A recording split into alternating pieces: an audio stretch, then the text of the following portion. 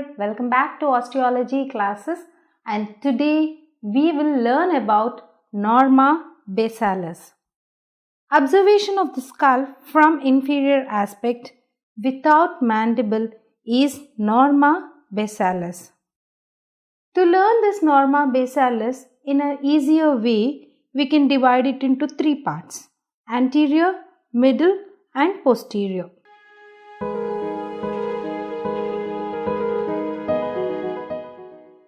Let's go ahead with the anterior part first.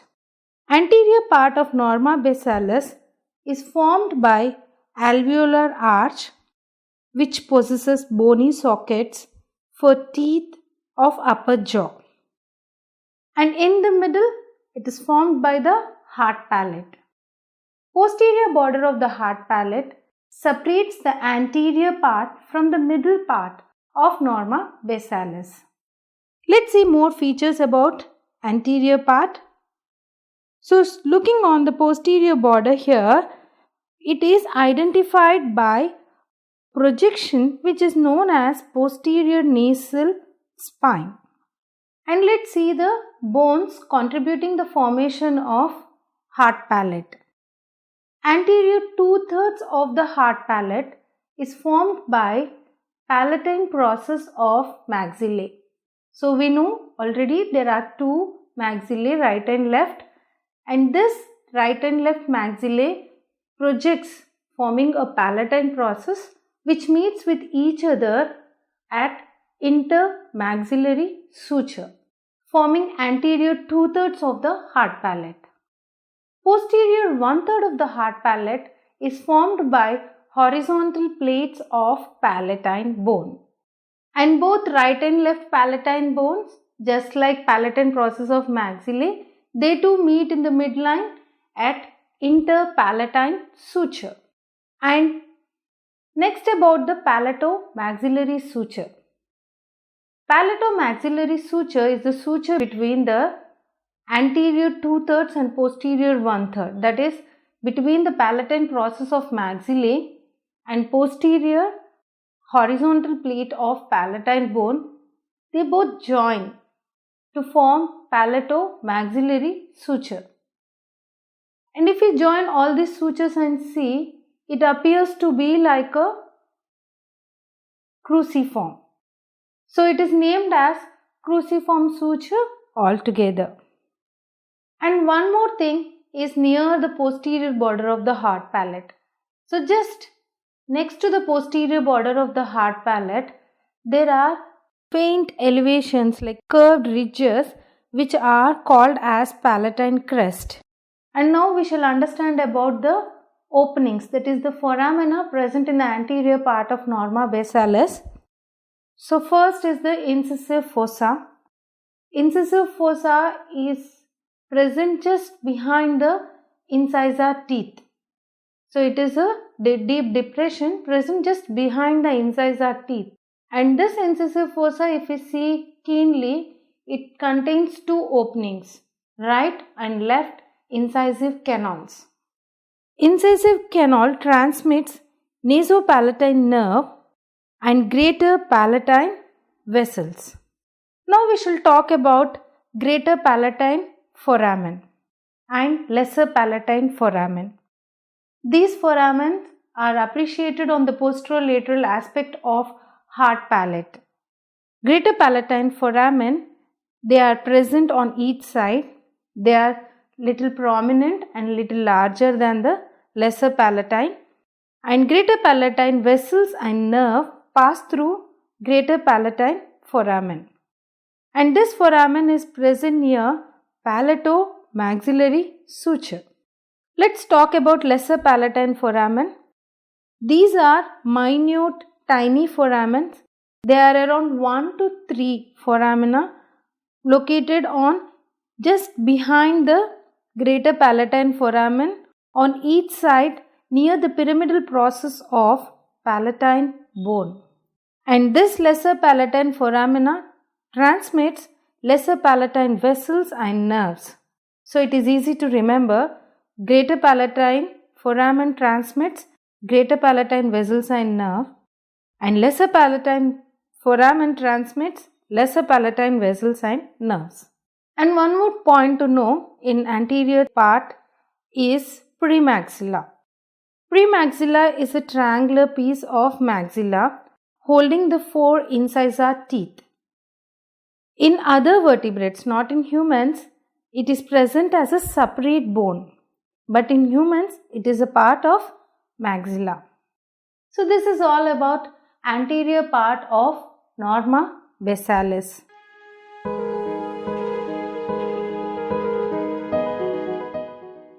Let's study about the middle part of Norma basalis.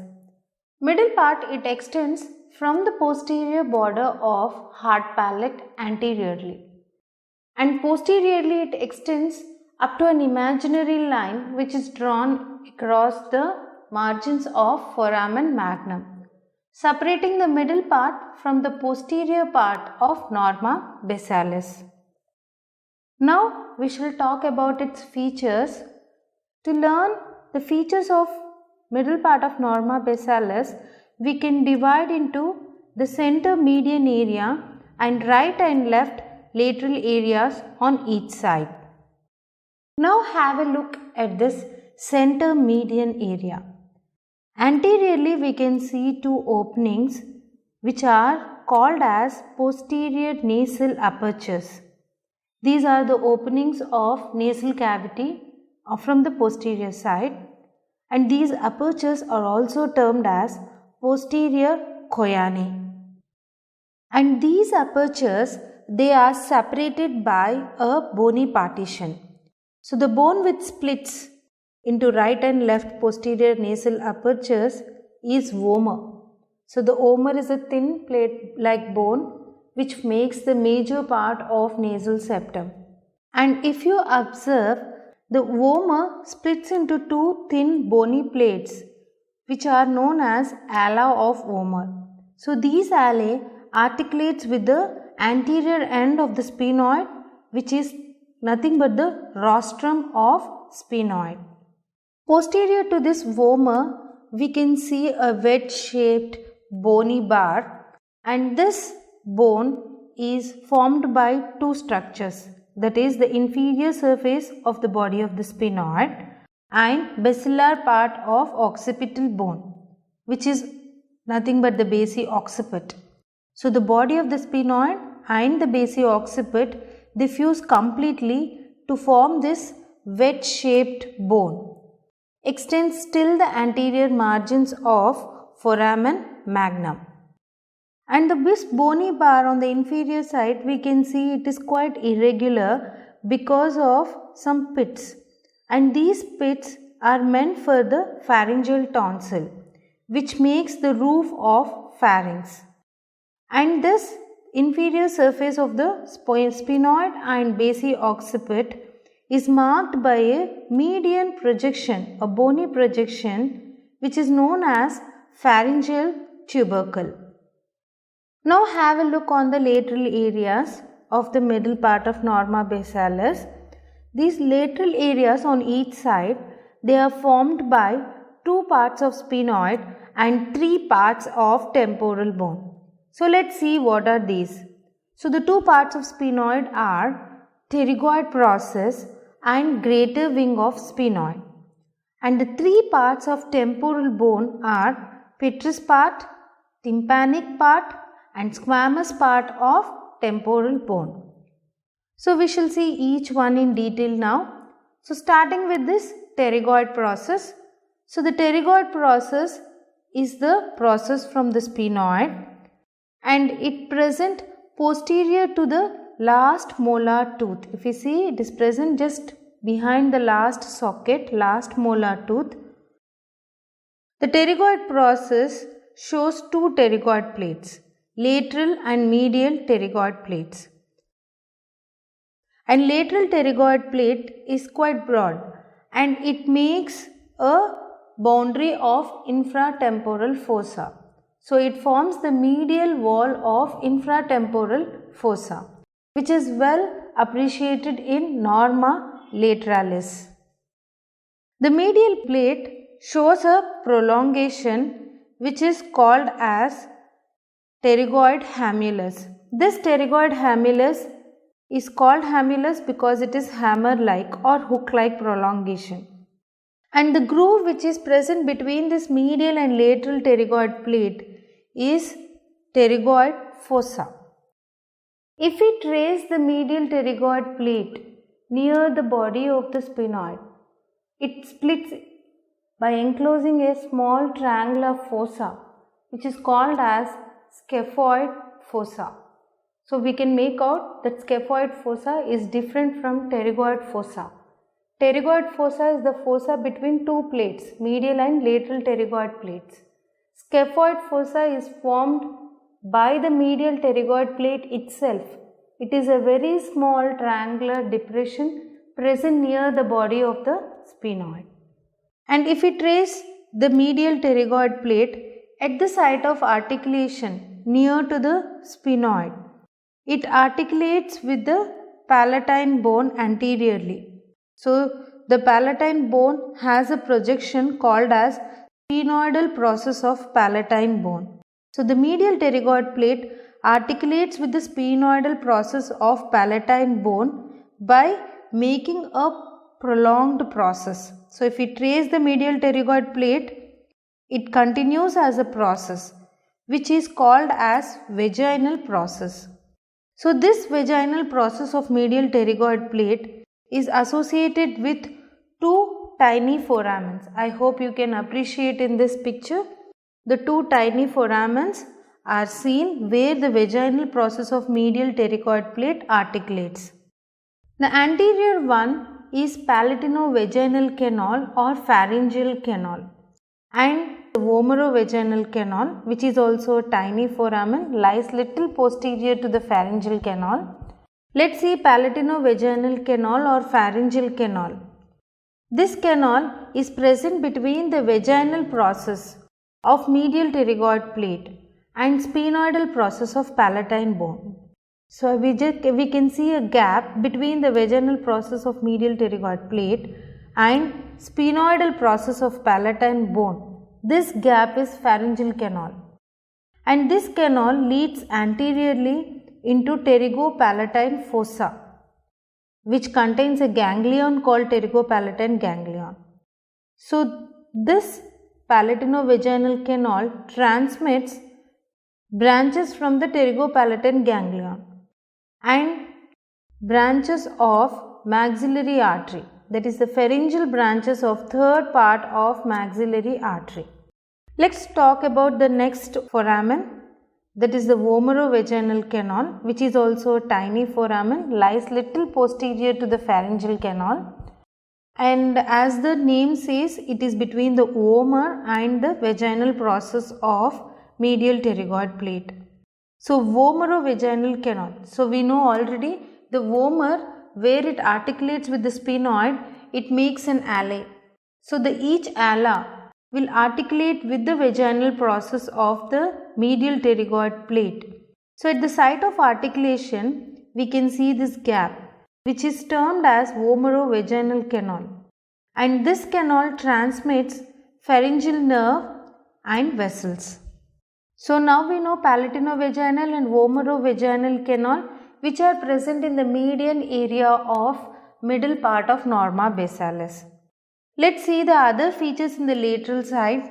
So lateral surface, we know it is majorly formed by the greater wing of sphenoid, and this greater wing of sphenoid also forms the roof of infratemporal fossa, which is also well appreciated in norma lateralis. And over the sphenoid, there are two important foramina. One is the foramen ovale, which is very prominently seen and oval in shape, so it is called as foramen ovale. To remember the structures passing through this foramen ovale, we can make a mnemonic as MALE, M-A-L-E. M stands for mandibular nerve, A for accessory meningeal artery, L for lesser petrosal nerve, and E for emissary vein. So these are the structures passing through foramen ovale. Posterior lateral to this foramen ovale, there is a small foramen, a tiny one, which is termed as foramen spinosum. Why it is called spinosum? Because it is next to a very sharp projection from the sphenoid, which is called spine of sphenoid. So this foramen is very near to the spine of sphenoid, associated with the spine of sphenoid. So it is called foramen spinosum. And let's see what it transmits. It transmits an important neurovascular bundle which supplies major part of meninges in the middle cranial fossa. So what is that neurovascular bundle? It is the recurrent branch of mandibular nerve, which is also called nervus spinosus. Recurrent means it is recurring back. So we know mandibular nerve is already a content of foramen ovale. So when it comes out through the foramen ovale, immediately a recurrent branch is given from the trunk of the mandibular nerve, which travels back again into the cranial cavity to supply the meninges in the middle cranial fossa.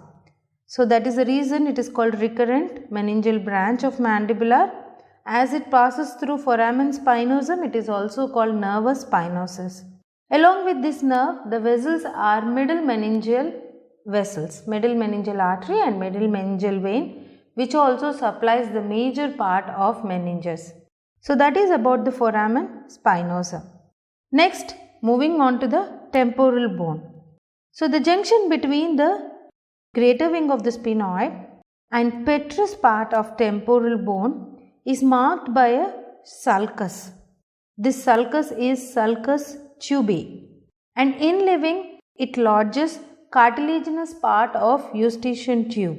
So that is about the sulcus tubae. If we see the medial end of the petrous part of temporal bone, it is quite pointed, which is called apex of petrous part of temporal bone. The foramens seen in petrous part is carotid canal. This carotid canal transmits internal carotid artery, which supplies major part of brain, and always the large artery is associated with its sympathetic plexus. So internal carotid artery along with its sympathetic plexus passes through this carotid canal. Just observe next to the body of the sphenoid and the petrous part. So the gap between this body of the sphenoid and the apex of the petrous part of temporal bone is foramen lacerum. It is quite irregular foramen with irregular margins. That is the reason it is called foramen lacerum. Only two structures pass through it. One is the meningeal branch of ascending pharyngeal artery and the emissary vein. And the importance of this foramen is interiorly this carotid canal, what we just saw over the petrous part, carotid canal and the pterygoid canal, they open up into the foramen lacerum from inside. Let's see the other parts of temporal bone. So talking about this tympanic part. Tympanic part of temporal is a triangular bone which occupies the angle between the petrous and the squamous part of temporal bone. And in Norma basalis we can see a little part of squamous part of temporal bone also. So that squamous part makes a fossa, that is a depression called as mandibular fossa, and this mandibular fossa articulates with the head of the mandible to form temporomandibular joint. And anterior to this mandibular fossa, the small bony elevation is articular tubercle. Next we shall talk about the squamotympanic fissure. Fissure means the gap between the bones, which is a long gap. Not like foramen means a hole which is rounded. Fissure means a long gap. So squamotympanic fissure is a gap present between the squamous part of temporal bone and tympanic part of temporal bone. So squamotympanic fissure transmits chorda tympani nerve, which is a branch of facial nerve, anterior tympanic artery and anterior ligament of malleus. So these three structures passes through petrotympanic fissure.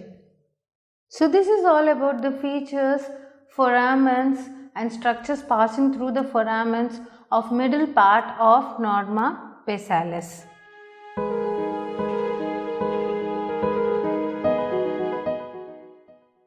Let us understand the posterior part of Norma Besalis. The posterior part of Norma Besalis extends from an imaginary line which is drawn across the anterior margins of foramen magnum. This imaginary line separates the posterior part from middle part of Norma Besalis. Posteriorly it extends till a bony prominence which is external occipital protuberance. And on each side of external occipital protuberance, there are arching lines called superior nuchal lines. So, external occipital protuberance along with the superior nuchal line demarcates Norma Besalis from Norma occipitalis. So, let's talk about the features of Norma Besalis posterior part. So, the posterior part, for our convenience, we divide it as the median area and two lateral areas. And the median area is marked by a large foramen which is ovoid in shape, which is the largest foramen in the skull, is foramen magnum. It is the communication between the cranial cavity and vertebral canal.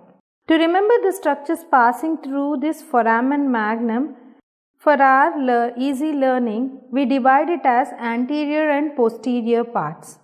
Anterior ligamentous compartment and posterior neurovascular compartment.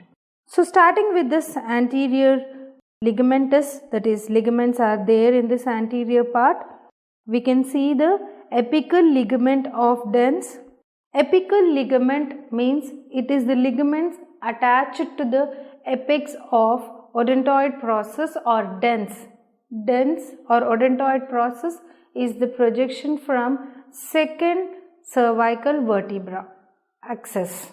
So, from the axis the projection is the dens, and from the tip of the dens the ligament which is attached and crosses this foramen magnum is apical ligament of dens.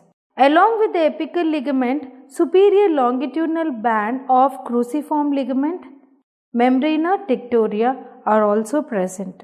Now moving on to this posterior neurovascular compartment.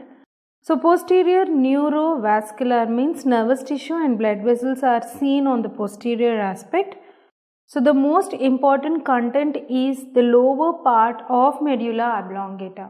So lower part of medulla oblongata is the lower part of brain which continues below the foramen magnum as the spinal cord.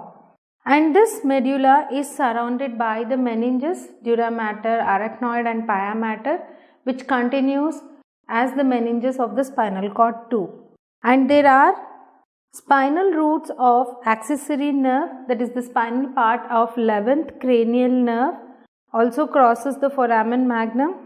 Meningeal branch of upper cervical, which is a sensory nerve supplying the meninges of the posterior cranial fossa, and vertebral arteries are present, and sympathetic plexus around these vertebral arteries, anterior and posterior spinal arteries. So these are the important contents which pass through foramen magnum.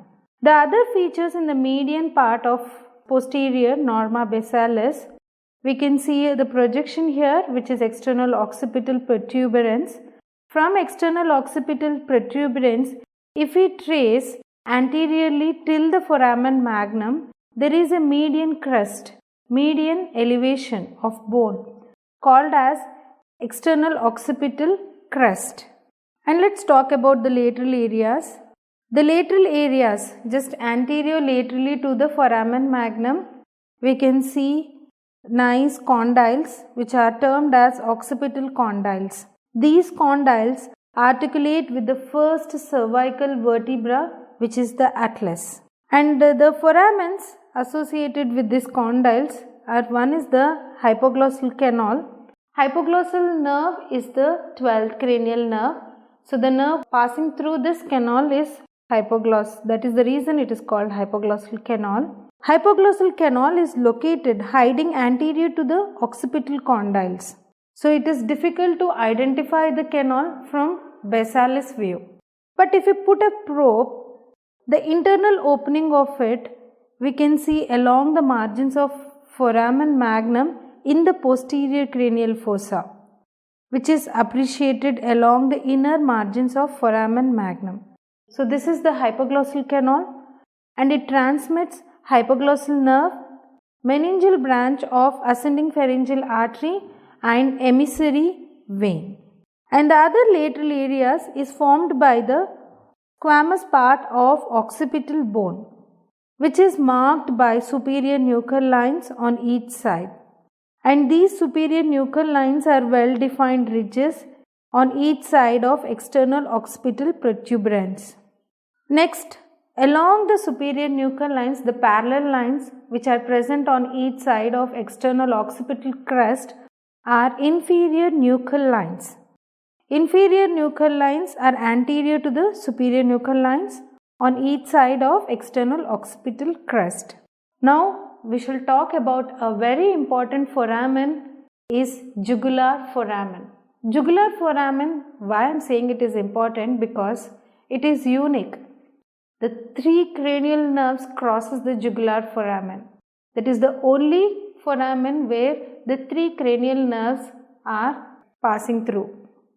So let's see where it is located first. So it is situated between the anterior margin of jugular process of occipital bone and posterior margin of petrous part of temporal bone. That is the gap between the petro-occipital suture. This gap is jugular foramen. Jugular because internal jugular vein passes through this foramen. So now we'll see the structures passing through it. So to learn in an easy way, now we will divide it into 3 parts: medial, intermediate and lateral parts. Medial and lateral parts we will remember it as venous compartments, and intermediate one is nervous compartment. Structures passing through the medial compartment are inferior petrosal sinus, which is a dural venous sinus, and we look upon the lateral compartment here. So structures passing through the lateral part is internal jugular vein, which is an important one. That is the reason this is foramen is jugular foramen. Along with the internal jugular vein, which is the continuation of sigmoid sinus, along with it there is an artery called as occipital artery. And the intermediate compartment is left over now. So the intermediate compartment transmits 9th, 10th, 11th cranial nerves. 9th is glossopharyngeal, 10th is vagus and 11th is spinal accessory. So these are the 3 cranial nerves crossing the jugular foramen. The other bony prominences which we can see in the posterior part are the styloid process of temporal bone, which is seen in norma lateralis also. It is a sharp conical projection near the tympanic part of temporal bone. And the blunt projection posterior to the external acoustic meatus, here laterally on each side in norma basalis is seen as mastoid process. It is a prominent part of temporal bone present posterolateral to the styloid process. Medial aspect of mastoid process shows a deep groove known as digastric notch. And between the styloid and mastoid process there is a small foramen called as stylomastoid foramen. So it is very simple to remember: stylomastoid foramen present between the styloid and mastoid process. This stylomastoid foramen transmits facial nerve and stylomastoid artery. So these are the important features and foramens and structures passing through posterior part of norma basalis.